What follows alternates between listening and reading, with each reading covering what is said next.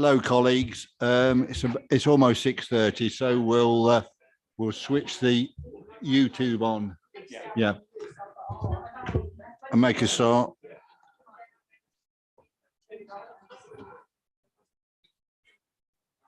Where's Morgan?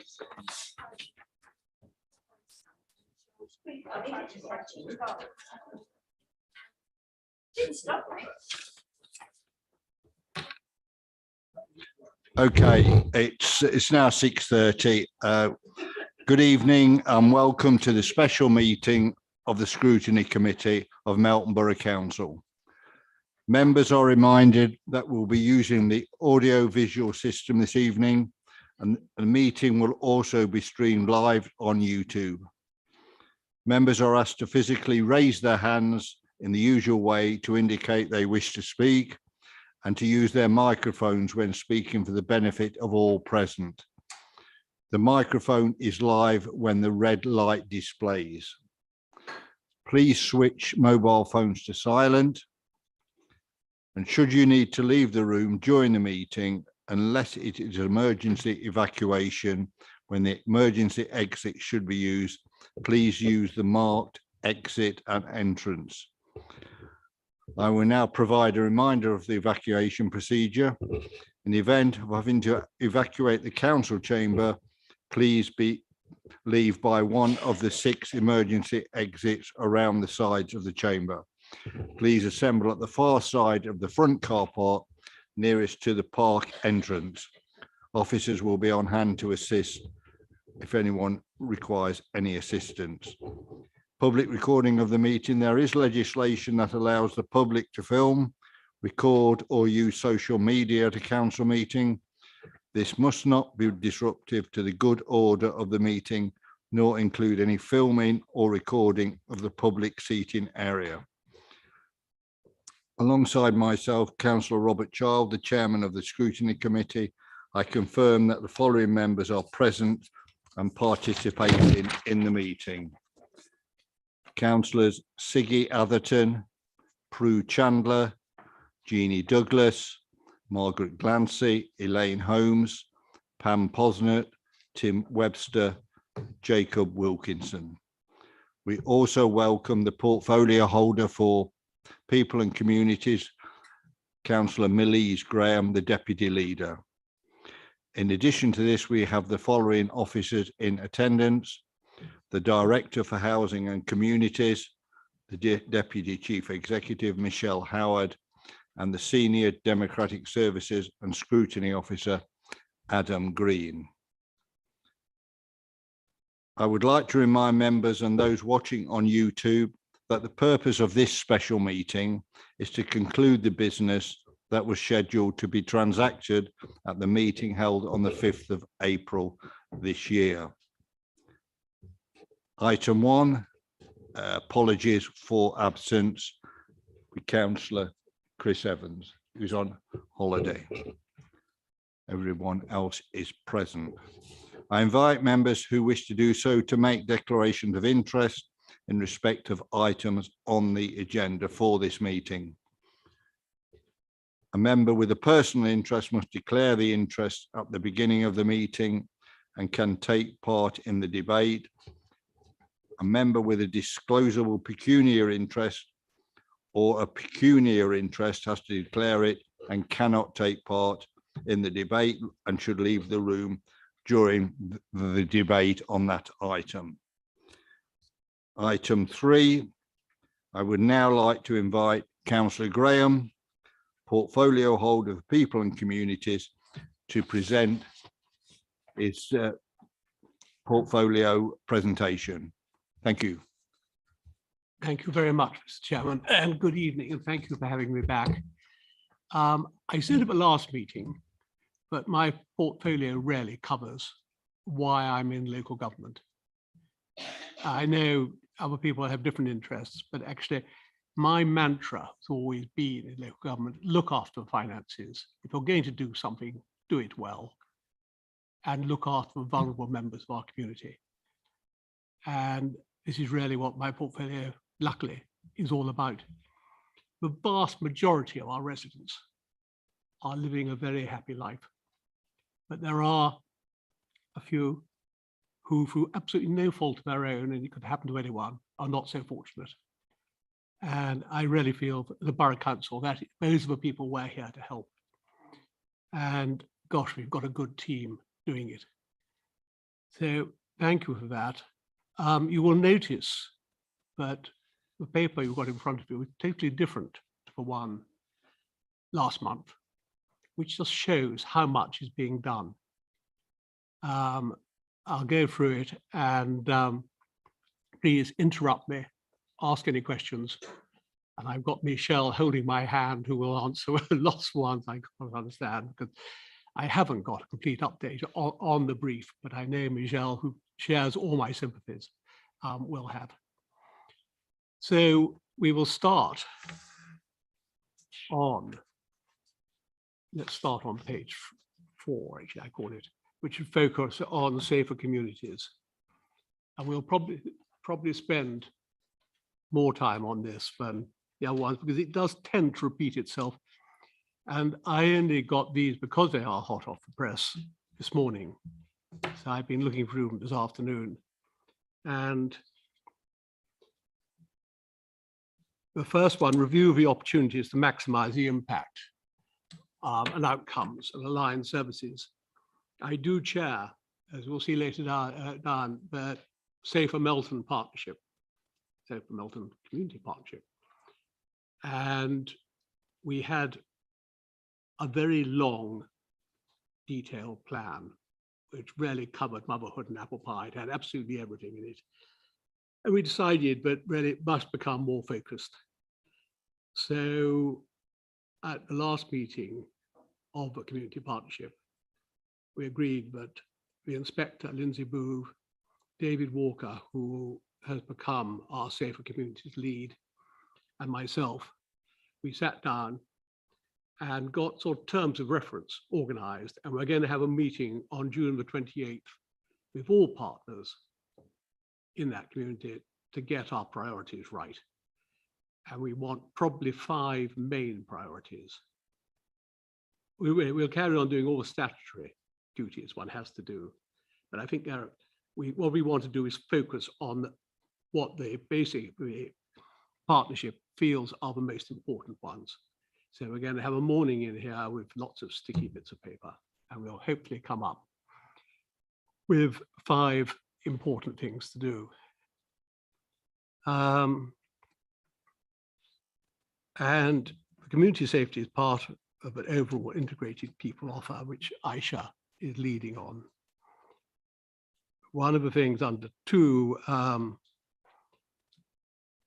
going to say we are actually, and I think this is also thanks to our Police and Crime Commissioner, Rupert Matthews, we are having a rural crime policing, very much getting a focus on that. They are already patrolling the rural areas far more carefully. I know in my patch, we are having terrible trouble with hair coursing, and they're getting on that. It is very difficult to catch hair course people and get the details. And as Inspector Lindsay Booth said yesterday, most farmyards you can go into, and the quad bike has got the keys in the quad bike, and you can drive it onto a trailer. So there's a lot of education needed, and we'll concentrate on that. The domestic abuse partnership is a responsibility which we've always had, but is being sort of refocused again. DAHA, which is the Domestic Abuse Housing Allowance, is a sort of code which we try and stick to, and the various bodies, because there is quite a lot of domestic abuse around, and it's a question of getting on top of that. And I believe that the County Council are reorganizing all that. Amy, which has finally, thanks to a lot to Mark Frisby's hard work, and I'm very grateful to Councillor Fisher's motion to the full council and the total council's backing for Amy. It became perfectly obvious when I took over this portfolio, and it was highlighted. We did have a lot of antisocial behavior with this group, LE13, who are young people who please did that one. And people said, oh, there's nothing for the young to do.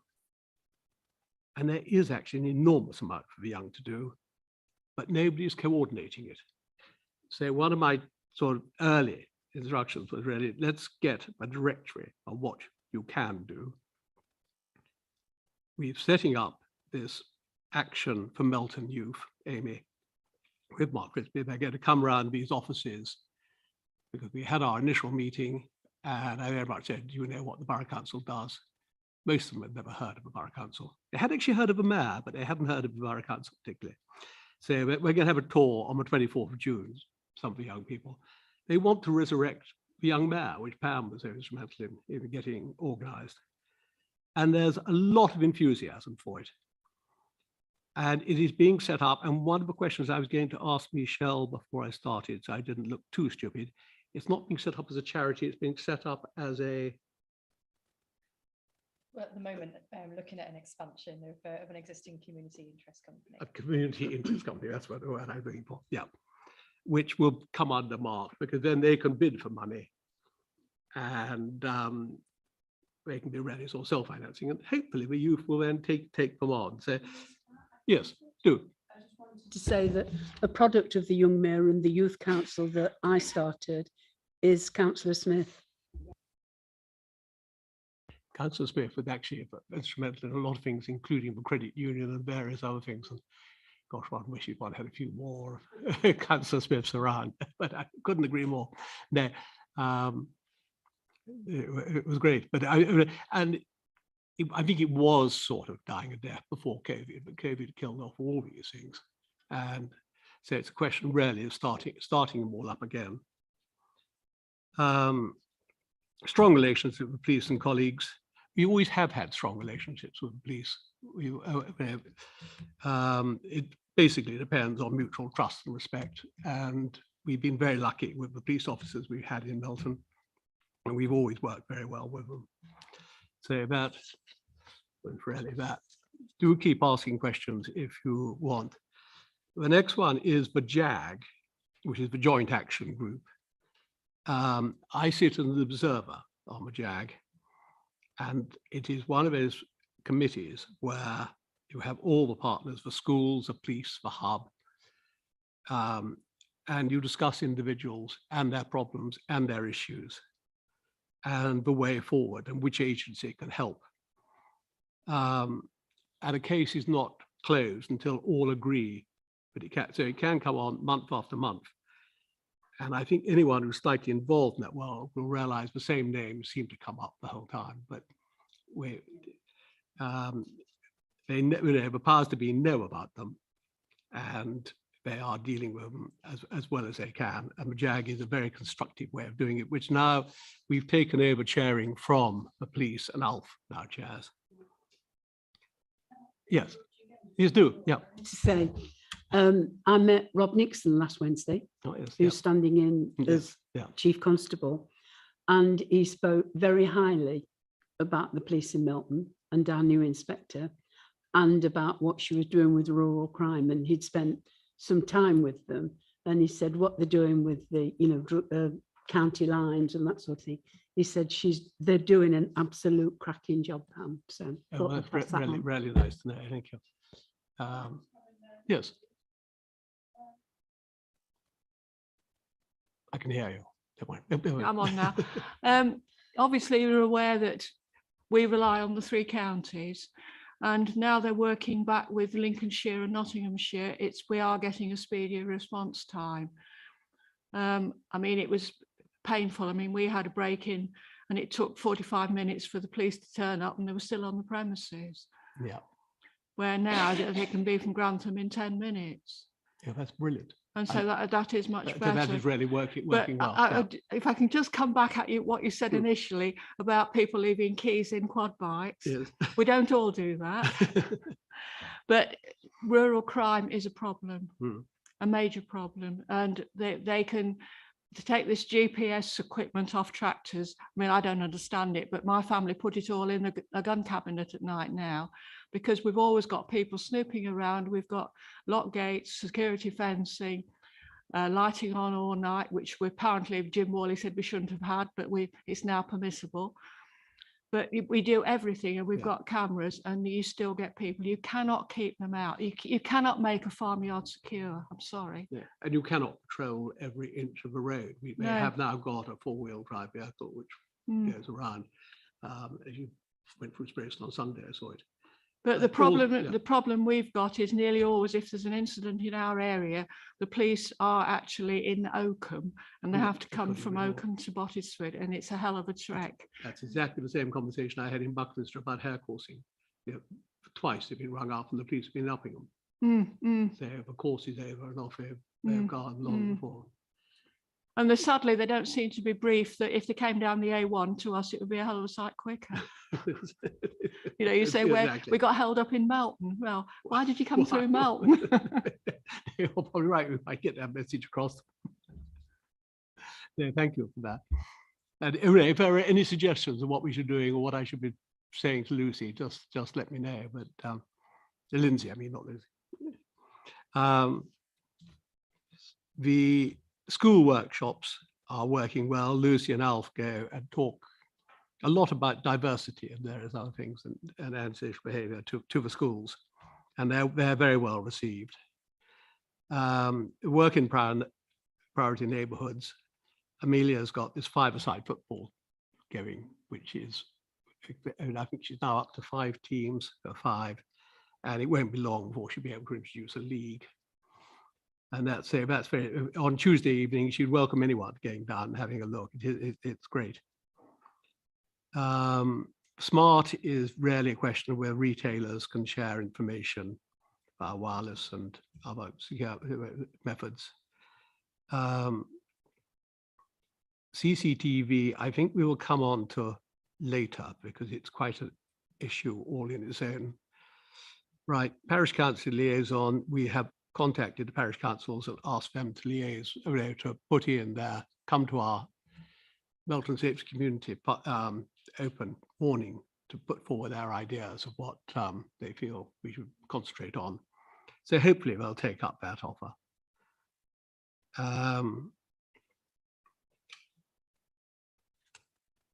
The community safety team and proactive response to community issues. I was at a meeting today with our community safety team, and they're now starting to meet every 2 weeks with housing options and with tenancy service, basically to discuss antisocial behaviour, which is their main focus. It just hasn't been happening before, and it's what I think I'm fighting a losing battle, but it's when I endlessly say, but it's the water cooler culture when people are actually in these offices and you do talk to each other. That has now broken down, but I think hopefully these regular 2-weekly meetings will actually get our community safety team and the housing and the tenancy services all working together. And we have community events. And when I was here before, I was going to talk all about Easter Fun Day. That came and went, and was a great success. We had the fire and the police, masses of children, and I got 4 packets of sunflower seeds, which I gave to the grandchildren, and it was all, and we had, the council did a very good thing on climate change. And they said to each small child, what you feel? And they were all very involved with climate change, which is great. We've just had Operation Scepter on knife crime in the town. And as Pam says, we just have this continual fight against county lines. It's ongoing. We have the antisocial behavior, LE13 gangs, which were the issue. And the police are aware of most of the people who are concerned. And it is at the moment, it comes in waves. And I think the LE13 wave was stamped on quite just before Easter, they said it dropped out. Then it sort of popped up again, slightly different youngsters, but I haven't heard, I think at the moment it's not too bad, is it? But it's, no.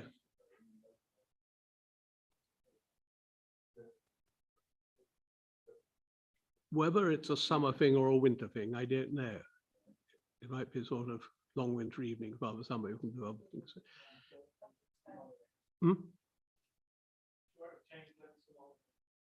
But there will be bad winter, yeah.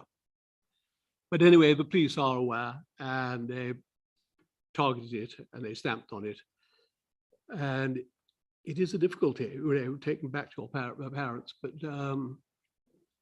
it is something which I think the housing and certainly the safer community are going to be tougher, and people are not entitled to housing from the council if they participate in antisocial behaviour. And I think that there will be a time when one has to get tough on that. So Michelle, correct me whenever I say anything that's wrong, but I believe that is right.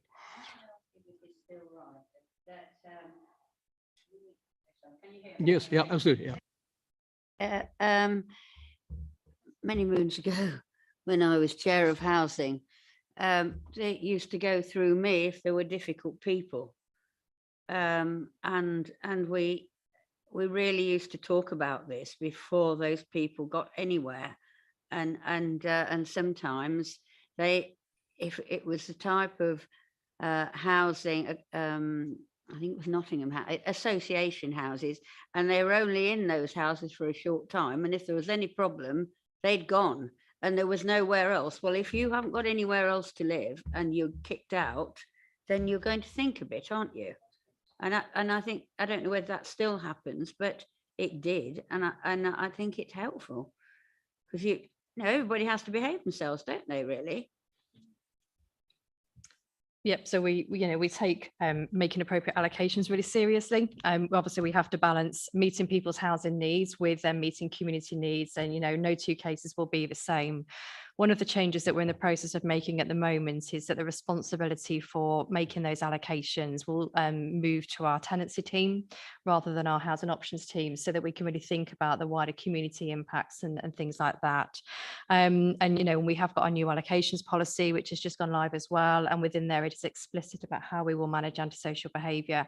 And the other thing that we are doing is making sure that we are developing new antisocial behaviour procedures for how we manage that within our tenancy services. So there's a lot of complexity in dealing with people and vulnerable people, and quite often people who present with some challenging behaviour will be extremely vulnerable. So it is a balancing act for each one, but we do consider that, and we do feel that the changes that we'll be making will allow our tenancy teams to really grip that as we move forward as well. Something that I think might help this, when these new houses are built, and then community houses that are sold, like to various government quangos, they bring people in from areas where they are not happy, because if you've got nowhere to live, you're quite happy to go and live out in the sticks in a really quite a nice house, but then you haven't got a job. Well, what I have been saying, and a lot of us have been saying for a long time, that we actually should think of local people before filling them up with people from other areas, and whether or not we could, I'm sure that would help lots of situations like this, really. And is it possible that we could actually change our policies to make sure?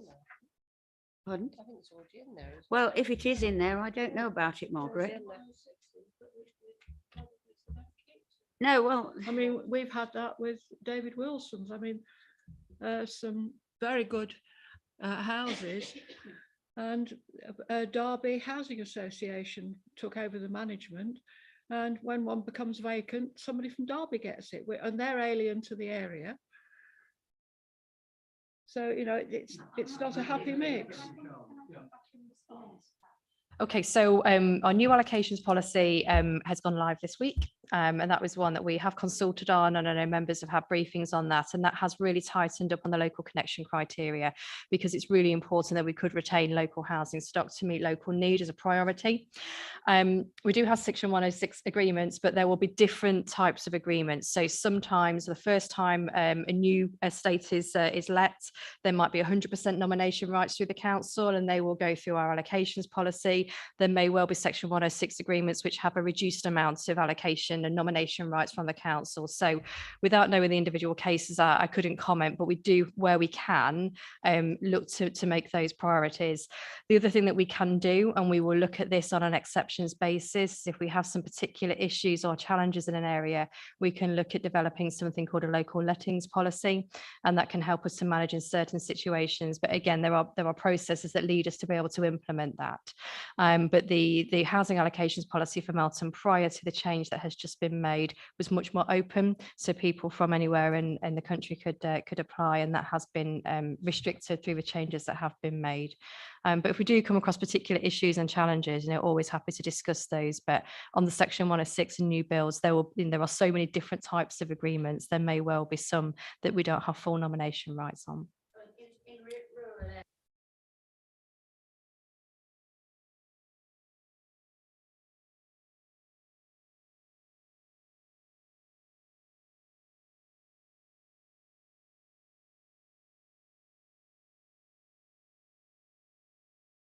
Surely. It's just common sense to help people, basically. Thank you. Good point. And normally there'll be that sort of, I can't remember the word, the cascade, sort of the local connection cascade, won't there, within the Section 106 agreements. So it's absolutely something that can be done, and it will then just come down to the percentage of properties that can be let through that particular mechanism. But yeah, absolutely hear what you're saying, and that's really important for those rural areas. So sorry, Melise. People who've been on the council waiting list a long time, and somebody from Derby comes and gets an affordable, and they're not very pleased, I'll tell you.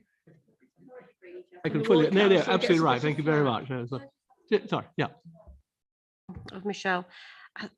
Thank you. I was just about to do that. I had heard that there's 1 or 2 families moved into the area who were from outside because they were having problems where they lived before. And I think it was attached to some incentive for us to accept them.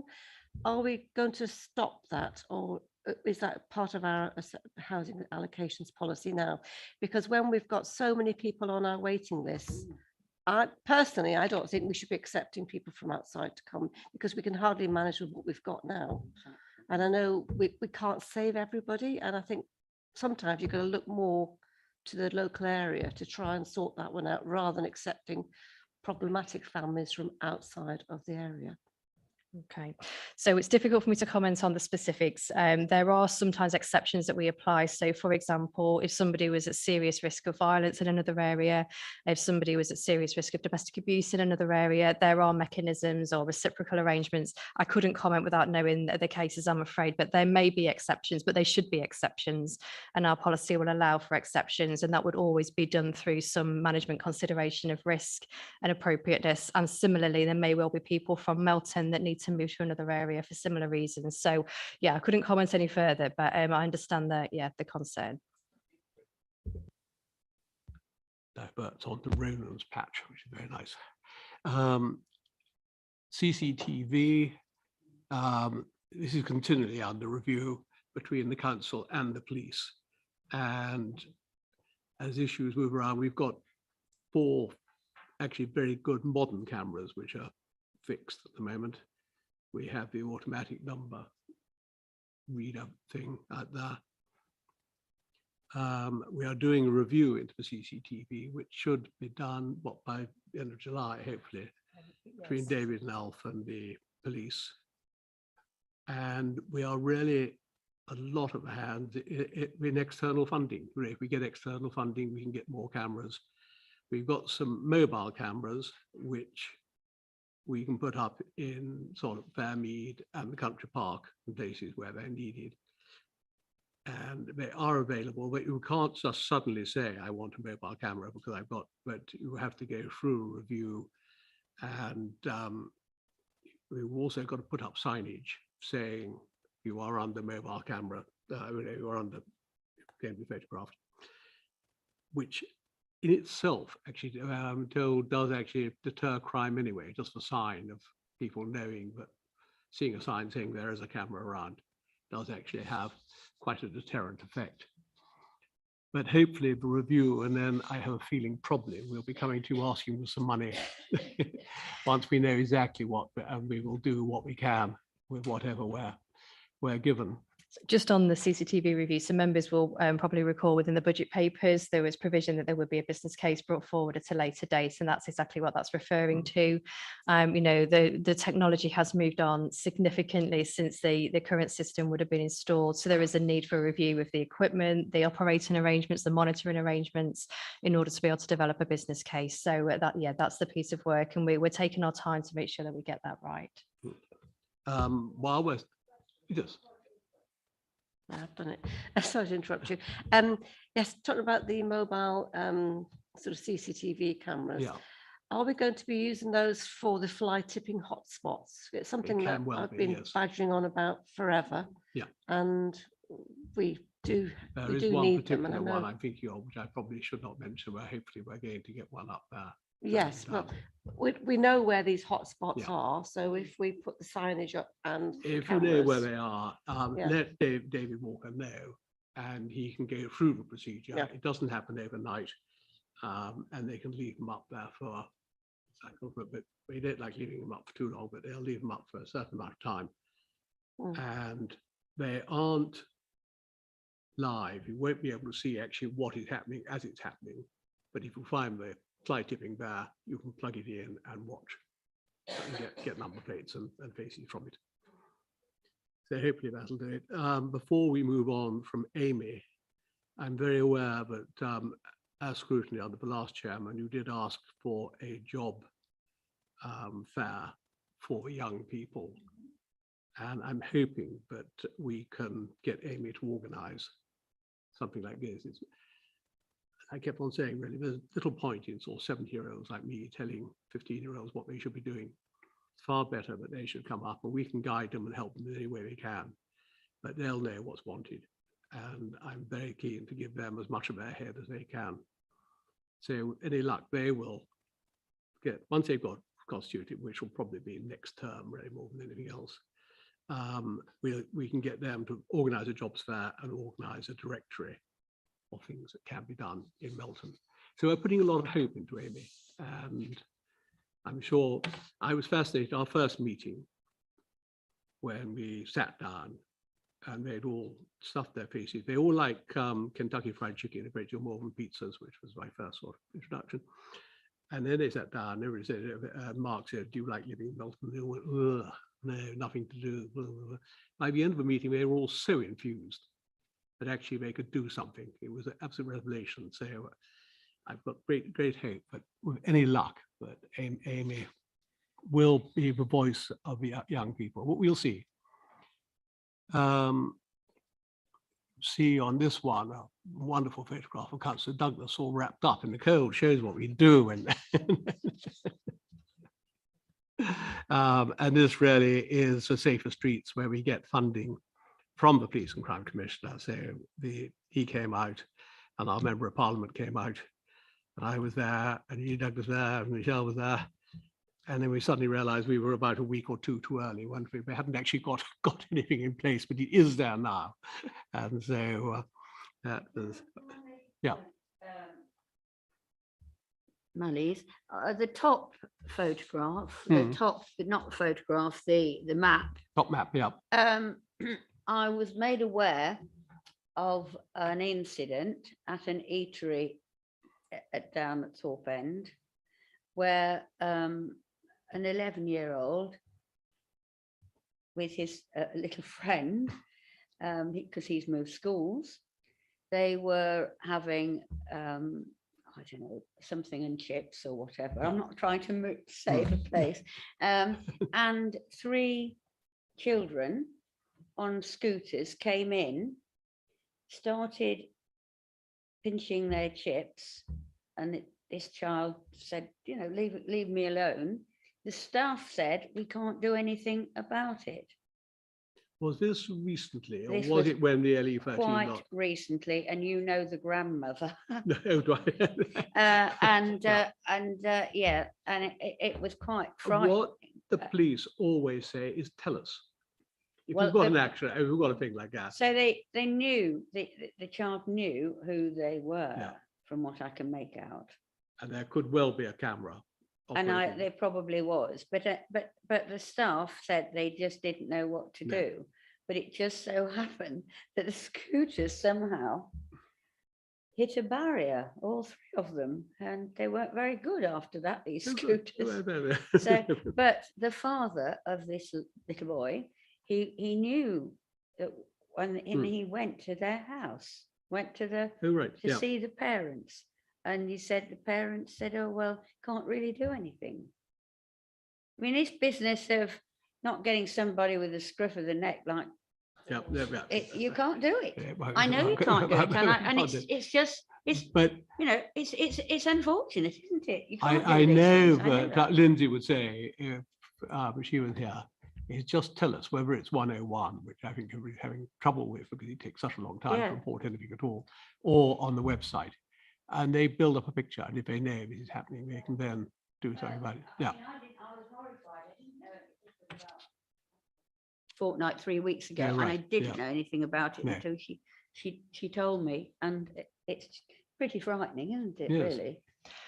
The point Millie's makes around the reporting is really key, and that is what our police colleagues are asking us to do. What they are doing then is, increasing patrols in certain areas. They're also increasing their social media activity when they've had a presence in an area, and we've found that's been really effective. So I've been really impressed with, how proactive our police colleagues have been, and that message really is, there was a time when there was a real community concern about an increase in antisocial behaviour that didn't necessarily correlate with the reports that had been made to the police. So that reporting is really crucial. Thank you. Yeah.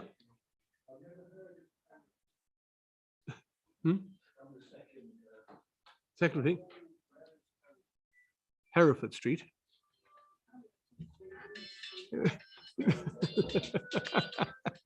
I don't know. Where is Hereford Street? I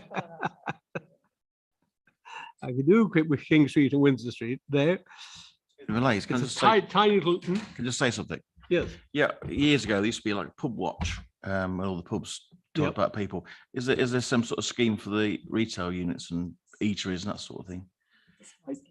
Smart scheme, smart scheme. It's Yeah. a smart scheme. Is that still working with the Yeah. other units as well? Other Yeah, businesses? I don't know how that. I do have a list somewhere of all of the businesses that are linked to that. I don't have that with me tonight, but I'm really happy to circulate that to members. But Lucy Brown in our community safety team has been leading on the work around Yeah. that. And my understanding is that the Safer Streets Fund allowed us to enhance the smart radio scheme. What Council Holmes said that the staff at the chip shop didn't know what to do, but if they could go on that smart scheme and report them on there.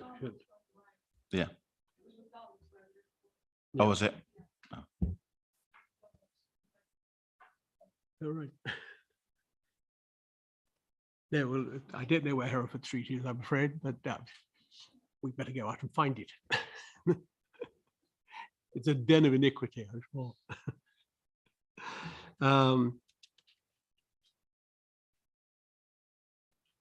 And we did the home and vehicle security improvements, where we did over 130 homes, and that was really down a lot to our officers who went knocking on doors to get the interest up. So that was a very impressive number. What next? A new Safer Melton Partnership Plan, which I've already spoken about, and we're consulting on the 28th of June. And hopefully we will agree our main sort of what we're going to concentrate on at a meeting on the 29th of September.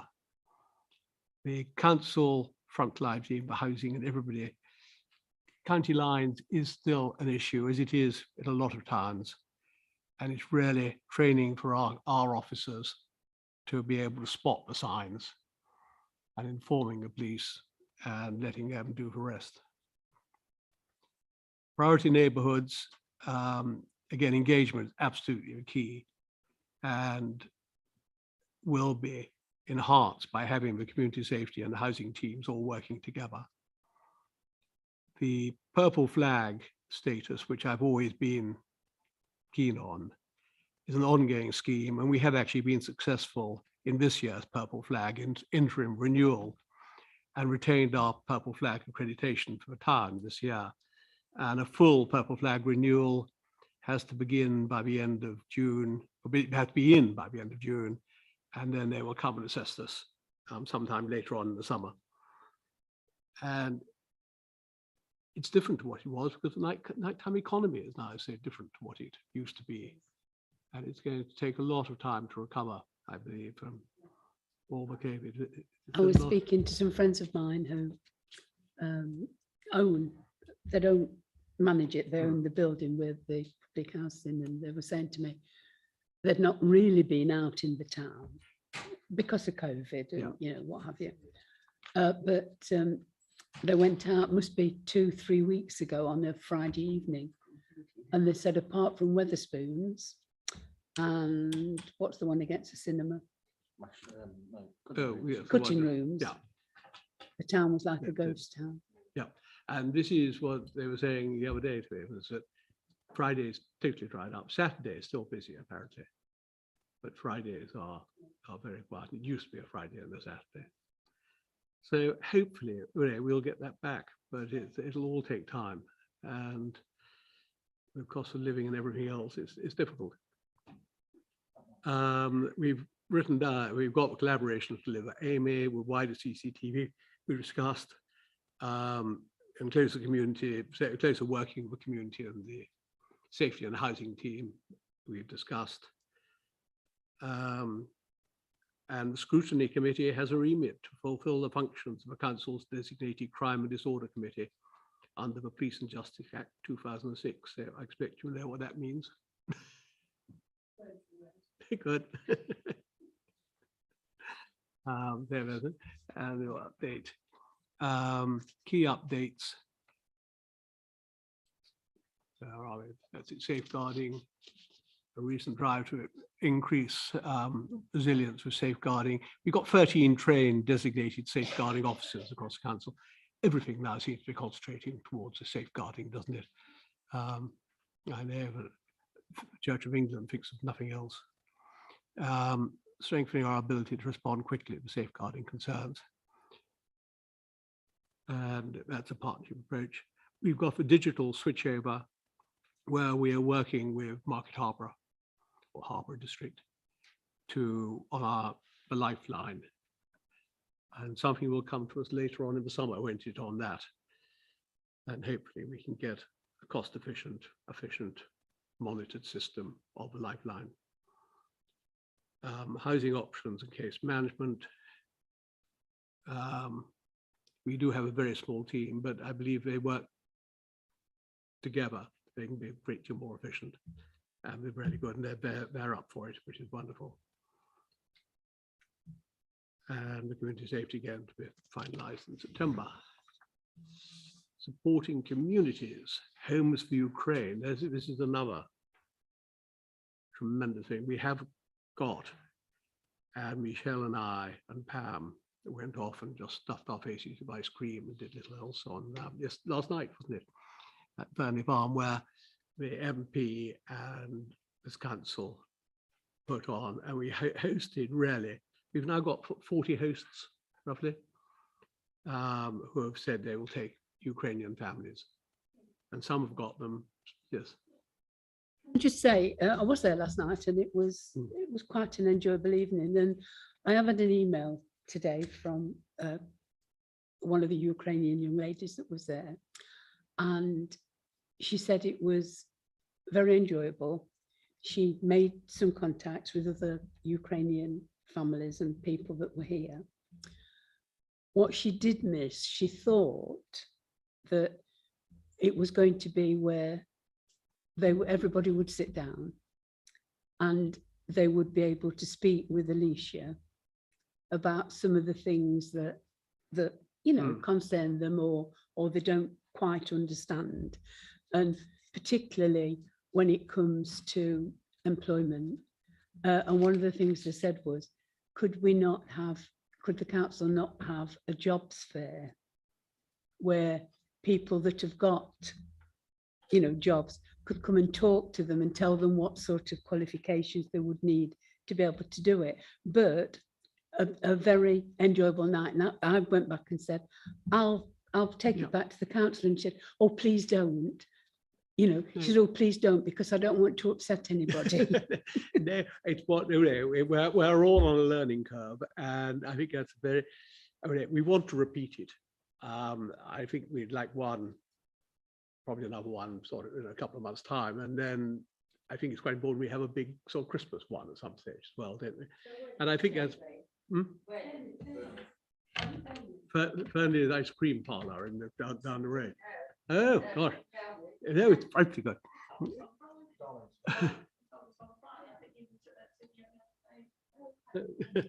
So the event was a joint one between Rutland and Melton. We had over 120 people there. It was really well attended. You know, it was fantastic, including people who had their Ukrainian guests arrive, and some hosts whose guests haven't yet arrived, who were looking for information and things. We heard repeatedly the desire for people to work. And we have shared that in county-wide meetings today, actually, to say this really needs to be a priority. And what's really clear is, you know, people are here with, you know, professional backgrounds, qualifications, and people really want to sort of have opportunities to access a wide range of work. So yes, hear you, we are listening, and that's absolutely something that we will want to pick up next to support people. Just I think one of the problems we've got here, and they've got it in Harbour as well. I mean, we had a big discussion at county about it last week, is the lack of public transport. Yeah. You know, a friend of mine who's a manager at Clawson Dairy said, oh, I think we've got an admin job coming up soon. He said, if she's interested, Pam, you know, tell her and what have you. He said, oh, but has she got a car?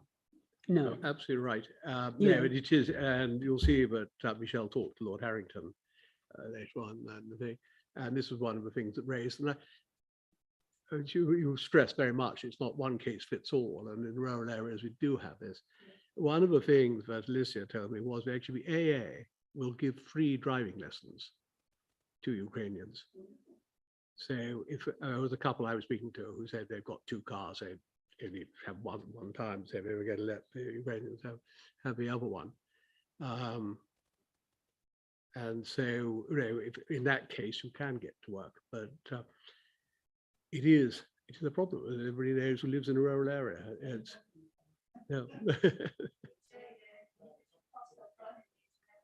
yeah. There's the cost of running it. Yes. And everything else. You got to have capital to start off with before you can look in that. And I should think the majority that I've come across will already have a driving license, because they will have been working and driving in their own country before coming across. Pam and I can tell you, driving in Ukraine is totally different to driving in this country. Absolutely. I've been to Ukraine and I've been to, and that, so I know how the driving is completely different. But it's more to do with getting public transport, because even if they get one car and the husband goes to work, the woman still needs to get to do the shopping, to do everything else and things like that. It's the public transport that is the problem. It is, and that is a thing which we really can't sort on our own, is it? No. But if there were, no, it's for everybody. Yeah.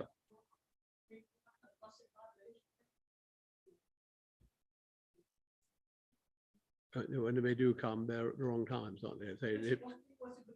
It was a good evening.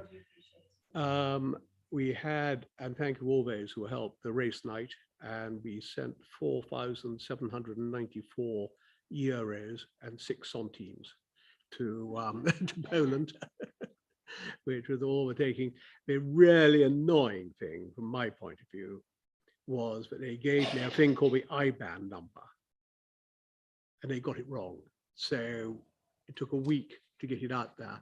During that week, the value of the pound had fallen. So actually, we lost about 150 euros more. We could have sent it, but we got it right the week before. But anyway, that's by and by, and they're very grateful for the money that was sent. Afghan settlements, we've got one Afghan household And we did offer two, one's been taken up, and so we're waiting, but probably not. Yeah, effectively Quite what's right. happened is that there's still huge demand for Afghan refugees to access accommodation, but the accommodation type that we'd offered, which was another 3-bedroom property, is not what was needed. So we've put forward some alternative suggestions. So, you know, we fully intend to fulfill that pledge, but right now we've not been able to. So. And the other thing, actually, that all these things sort of seem to run smoothly, they don't write an enormous amount of work. And I would like to praise Ryan Debdale for the work that he's done in actually getting all this off the ground. And he was there last night answering all the questions and was incredibly positive and proactive. The focus on supporting communities, the £150 energy rebate, again, is something we've done incredibly well and efficiently. And yet again, it falls to the revenue and benefits team, who were fantastic over all the COVID work. They've been fantastic about this, but they've also got their day job to do as well. So this has come over and above everything else they've had to do. And so I think we're all incredibly grateful to them for what they do. And there are so many people I've got more to thank later on. And I just don't know how we do it, really. One really wants to be able to say, whoever we give a number 10 Downing Street type party or something for them, I don't know. So that is all that. Do we know, have we, with one of the problems was that if you don't pay by direct debit, you get a voucher for the post office. Rural areas, you haven't got a post office within 20 miles. Do we know what we'll be able to do about them? So what we'll have, you know, there will always be exceptions. So we'll do what we can with the mechanisms that we've got, and then our team will support people on a case-by-case basis where that's a particular difficulty for them. Contact us if people are struggling, if they don't access what they need, then it's a contact us and we will look on a case-by-case basis. But yeah, the team have worked incredibly hard on that. I'm very proud of what they've done. And as soon as information is available on the discretionary scheme and the rollout of that, we'll make sure all members are briefed on that as well. So support for vulnerable people goes from strength to strength and is connected to housing options, and everybody is now really, hopefully, sort of working together with this one aim. But again, it comes back to the individual. It's wonderful as a team to be working for everyone, but it is the individual. And I said to my 2 parish councils I've been to recently, if you know of anybody who is struggling, just get them to contact the council. If they just ring in, the people answering the telephone are trained to ask the right questions and get them into the right area. I believe that's right, isn't it, Michelle? And then we can sort of set about trying to help them. And even if we can't, we might know a man who can, is the important thing. So we could be able to point them in the right direction. But unless they really ask, we don't know. So if anybody knows anybody who does want help, please just let us know and we can do it. So we support the Community Support Hub is now integrated into this team. And they've dealt with COVID, they've dealt with the cost of living, they have dealt with the Ukraine crisis. They've had one thing after another, and they've really done incredibly well. And the people we found jobs for, it's another success story, where we have somewhere between 86 and 100% are still in work after 6 months. Well, as you can see, the DWP pays for companies who they employ to reach a target of somewhere between 25 and 30% to be there in work after 6 months. So we are way ahead of what anything they can do. The tenancy management course is designed and delivered in-house, ensuring it's quickly adaptable to respond to changing pressure points. The DWP Household Support Fund, we are one of the highest districts to refer people to it, with 157 applications. And we just wondered if further briefing on case management would be something that the Scrutiny Committee would be interested in. sometime.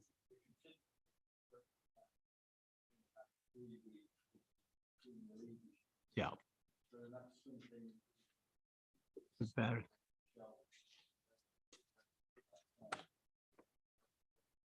Yeah, that's Brilliant.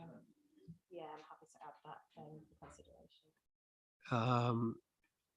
You then have an entirely different part. We had on my next picture of myself and the mayor. And we launched this MCCABE Memorial Garden, and I know Councillor Chandler and Councillor Holmes and various councillors were there. And it was really good. Yes, I think actually nearly all of you were there, weren't you? Yeah. And again, it's so much thanks to the ground maintenance team you see in the middle who did all the work.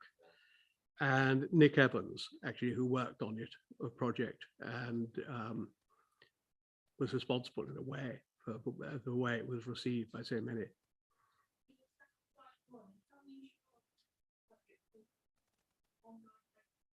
It was Melton in Bloom did the flowers, didn't they? Or is it?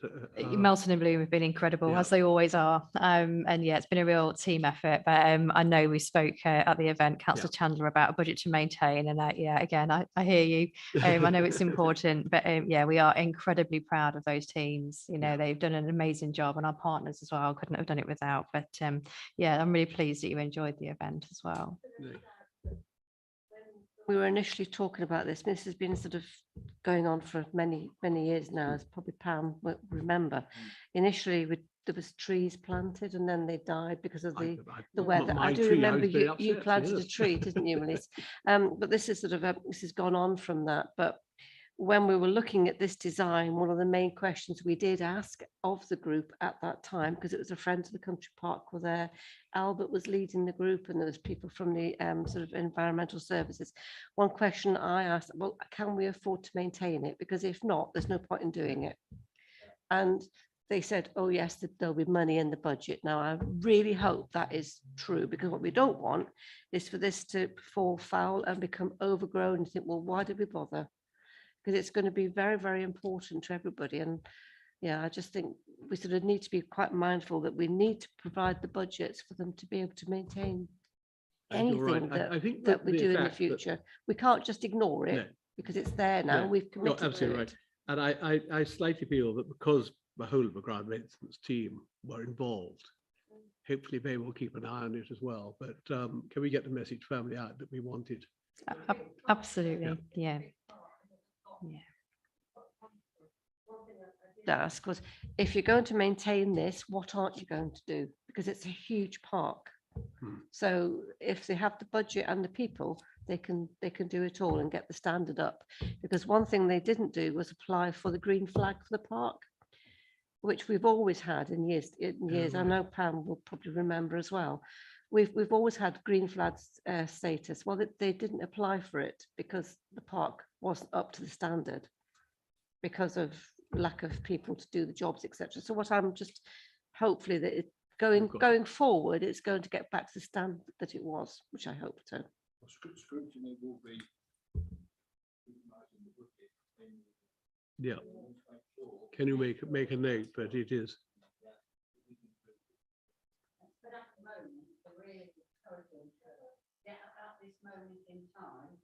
To make sure that it keeps being watered and watered and watered, because that will, I mean, some of those plants are looking, they look fine at the moment, but they want to continue to look fine because, you know, we might have a really and there's several spell. bulbs that'll keep on coming up, and the rosemary, I think, probably will need trimming more than anything But else. I just thought it was excellent. Yeah, and an excellent, it's really good. you know, really And good. also I wanted to mention the John Fernley, Duke of Edinburgh Award contestants who were also there because they'd been involved in keeping the script thing. So it was a wonderful community effort, and I'm very grateful for that. What next? Cost of living. We've got the updating members on our plans for. Yes, could you update us on this one? How we've got? So I have to talk to you about cost of living. So obviously you'll all be hearing about cost of living at every turn at the moment, and it's something that we're trying to be really proactive on. So we're working with colleagues across the county to understand what other councils are doing. But what we've done internally is pull together a project group. So we're looking at it from different perspectives. So thinking about how we might need to communicate information about support and hardship schemes and that kind of thing. How we can improve our real-time understanding. So we're not just relying on data to tell us what's really happening, what it really feels like for people and what the risks are. Looking at how we might look at our discretionary scheme around the energy payment to support those who are really struggling. And then trying to be as creative and innovative as possible, recognising that times are extremely hard for people. The County Council's Household Support Fund has just reopened this week, so we'll be making sure our teams are aware of that. And something that our customer services team have done is we have a feedback tool called GovMetric, which we send anybody that contacts us by mobile phone through customer services, we'll send a feedback survey into. And we were the first council to work with GovMetric to add some questions around cost of living, so that we're bringing insight in all the time as to actually what's happening at the moment, what's concerning you. Then we'll be using that to inform our response. Over the next few weeks, you should start to see a lot more activity on social media using the Here for Melton hashtag that was used during the pandemic. And there's also a web page which is about to go live, which has got help for people who might need it right now, help for people in the future, and we'll be developing and adapting that all of the time. So again, really happy to give a fuller briefing on that at a future date, but it's something that's obviously very much on our minds, as I'm sure it is for many of our residents.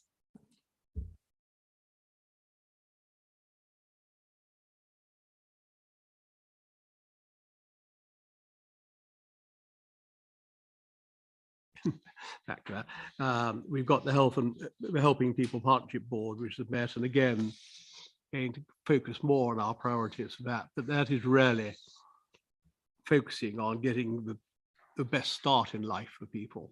And it is this thing of the first 1,000 days are the most important in a child's life. Staying healthy and well, living and supporting people, and then also dying well as well. So really caring people throughout any issues, but the first 1,000 days. And one of the things that's come out of the survey is actually Melton is very low on breastfeeding. We don't know why, but it's one of those things which the powers to be want to improve the figures on breastfeeding, which is low. The Armed Forces Covenant, which is, I think you all know, it's come to the council and really just acknowledges the debt we owe to all those who served in the armed forces, and we make certain that they have a guaranteed interview. If you're a reservist, and have we got any reservists at the moment? We have. I don't know. No, but they get the 10 days additional. I had my veterans and reservist employment meeting this morning at county, and they reckon the silver awards will probably be out in July, but the gold awards will be later. That's why we won't be known till October. Not necessarily till October or a bit later. But that was an interesting meeting. We have one about every quarter, and that was interesting. Interesting, because can't you doing a lot or not much, or as much as? Oh no, we've always done. We've always worked with veterans groups, British Legion. Some of the. I mean, I think this morning there was RAF, Army were there, the DWP were there, Baby Council were there, Harbour Council was there. Yeah, that's great. Now, well, hopefully we'll have something more to report on that, but I believe we've ticked all the boxes we're meant to have ticked, and everybody else, and Aisha's leading on that, which is great. Yeah. I'd just like to sort of note the fact that in our housing allocations policy, there's a particular area, a section dedicated to Armed Forces Covenant. I can't remember the exact wording. Michelle, you probably help me out here. Is it to do with they don't have to wait so long as they get so many. Yeah, so Yeah. there's some additional preference Mm. awarded to somebody who has served, and there's also different local connection criteria for people who have served in the armed forces. That update was made in line with the requirements of the covenant, was an enhancement to our policy, and we've also used it as part of our evidence base in applying for this award. So yeah, it was a key change. I think that's a huge step to take, and I'm quite gratified for that. Thank you. And then I think we end with health and well-being and physical activity, where we have agreed the action plan and £56,000 worth of funding from public health has been submitted and been successful. And it does bring in an enormous amount of money into this borough. There's been a minimum return of investment of £35. Part of the funding for every pound, that's every council tax pound, brings in 30. And we have got a very fun and active physical activity team, haven't we, really, with them all. They seem to enjoy it. And I think that's the side we're going to slightly push towards Amy as well, to tell them actually that a lot of fun things do happen in the council, but it is terribly important to keep everyone as fit as we possibly can.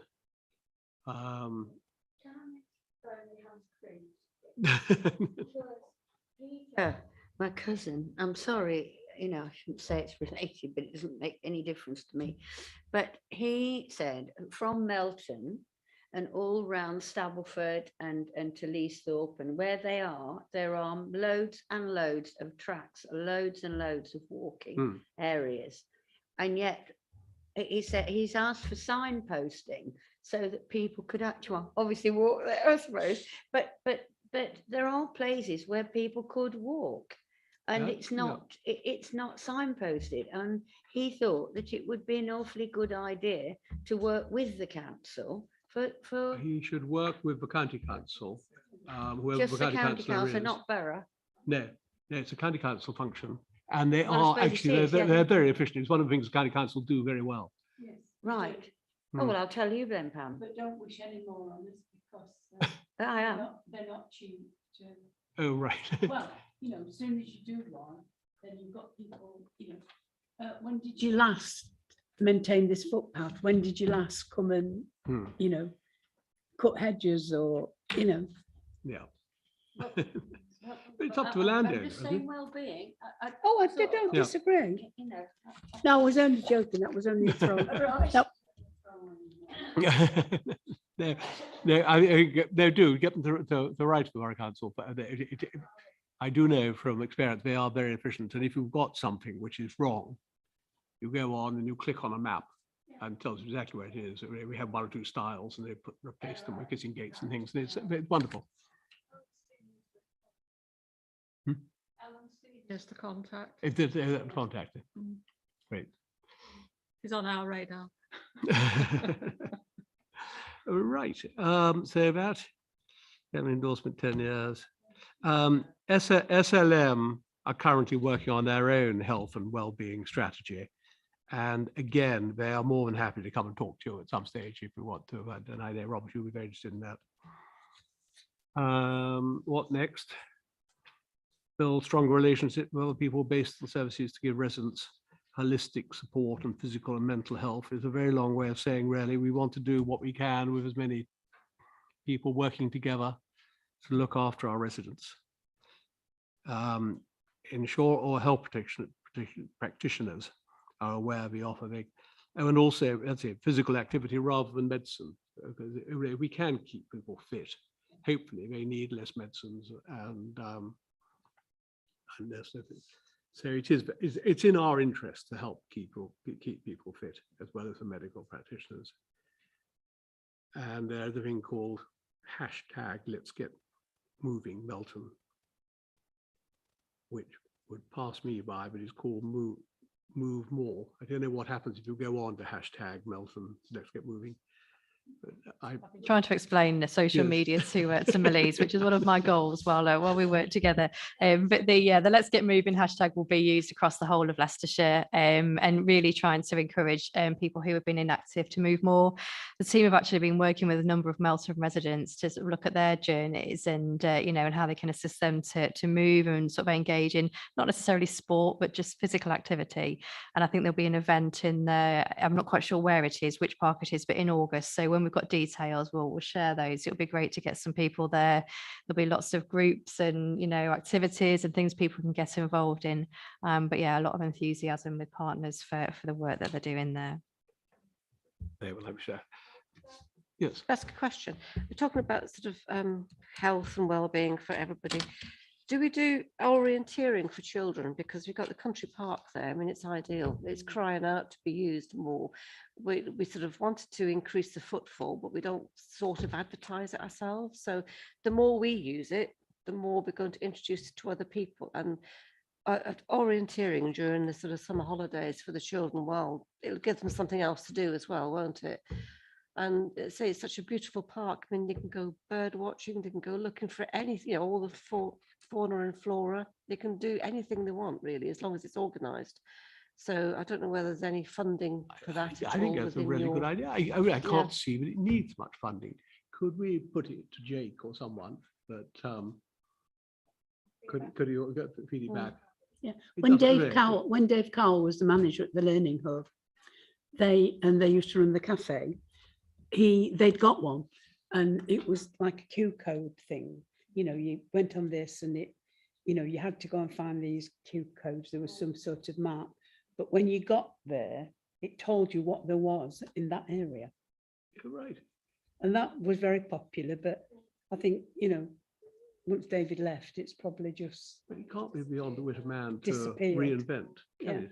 But it was. Yeah. That's a really good suggestion. Thank you very much. Yeah.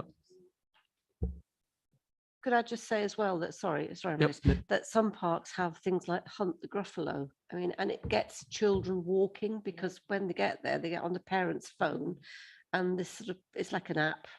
Don't ask me how it works. And this sort of Gruffalo appears, or a fox will appear, and it's really, really good. Really good. And that will get, I think we need to get the young ones moving, because then as they used to do an activity, when they get older, they still do it.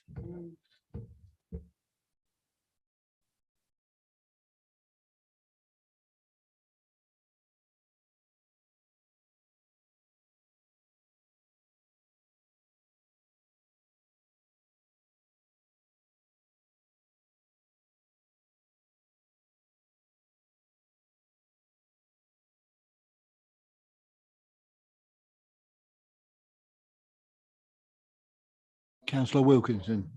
I was just going to say the City Council did a similar thing with foxes that were different designs and things like that, and they're a few at Foss Park now. So it's something that's been done. So yeah.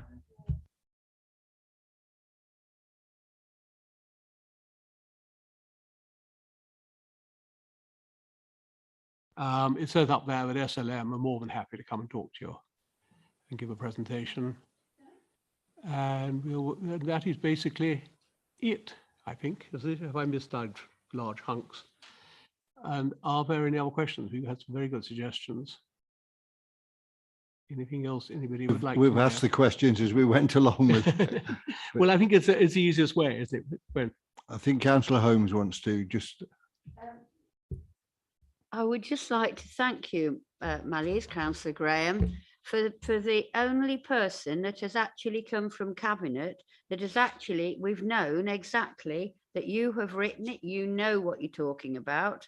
And for the very first time, we've been able to focus and know what is being done. And I thank you immensely. Thank you.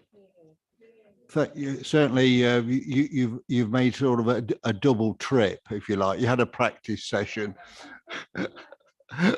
So well, as you can see, the practice was a practice, and then hopefully change. Amy wasn't around at the practice, and we had an Easter event planned and all sorts of things. So we've had. There, I must thank Michelle enormously for producing all the slides and talking me through. But the great thing is we are singing from the same hymn sheet, and we both have Well, the thank you. individuals Thank you very much really for. need, and we are purely here to help and serve anybody. So if anybody knows of anyone who any form of difficulty or trouble, just let us know, because that's really what we're here for. Thank you. Thank you very much, Councillor Graham. Thank you very much. Finally, the item 4, a short introduction will be made by Senior Democratic Services and Scrutiny Officer on the Scrutiny Committee annual report. Then I'll take any questions if there are any. Yes, thank you, Chairman. As the Chairman just said, it will be a short introduction this evening. Won't take up much of your time. So members, you'll find at pages 17 through to 19 the covering report for the Scrutiny annual report, and then the report itself is found at pages 21 through to 41. The Scrutiny annual report summarises the activities carried out by yourselves throughout the year 2021 to 22. There have been reports considered at committee meetings, portfolio holder presentations, task and finish groups, reviews, and more recently, workshops. The result of this work has been the production of recommendations and the submission of comments for Cabinet consideration. Also, during the course of the year, it has been clear that the function of scrutiny has developed a more collaborative and partnership role with the executive, as members seize upon the opportunity of getting involved at a developmental stage of policy development, as evidenced by scrutiny's involvement in the HRA business plan, the town centre master plan, and the asset development plan, via the workshops. Now, some people may ask, why produce an annual report? Well, firstly, I would say that the Executive Scrutiny Protocol states at section 18 that the Scrutiny Committee will produce an annual report for Council, and subject to your agreement tonight, this report will be submitted to Council in July. But also, secondly, it gives members a chance to reflect on the work completed during 2021-22. And finally, I would say that it is a good mechanism for scrutiny to promote the work it has been doing throughout the year. So I now turn to the recommendations, which are that you approve the annual report at Appendix 1 and you recommend the report to Council. Thank you. Are there any questions on the report? I have only been the chair since the end of October. Councillor Cumbers did the first 6 months. If there are any questions, we're pleased to take them now.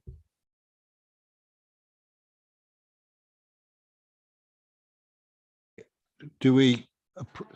Sorry, Margaret. Just one quick question. A note on page 26, talking about the capital programme, and it's to do with, no, it wasn't that one. Sorry, scrubbed that. It was about the crematorium. Have we looked into the viability of that, or are we going to be looking into the viability of it?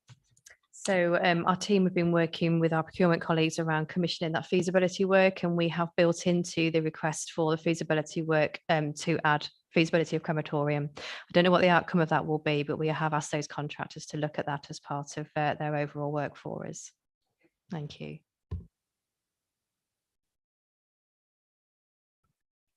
Are you happy to approve the annual report for 21-22, please? All in favour? Yeah, proposer. Yeah, and second, Councillor Glancy. Thank you. And can I have a recommendation that the report is presented to Council, please? All in favour? Okay. Thank you. That concludes the meeting, which has been short and sweet, but at least it allowed Councillor Graham extra time on the portfolio. So thank you very much.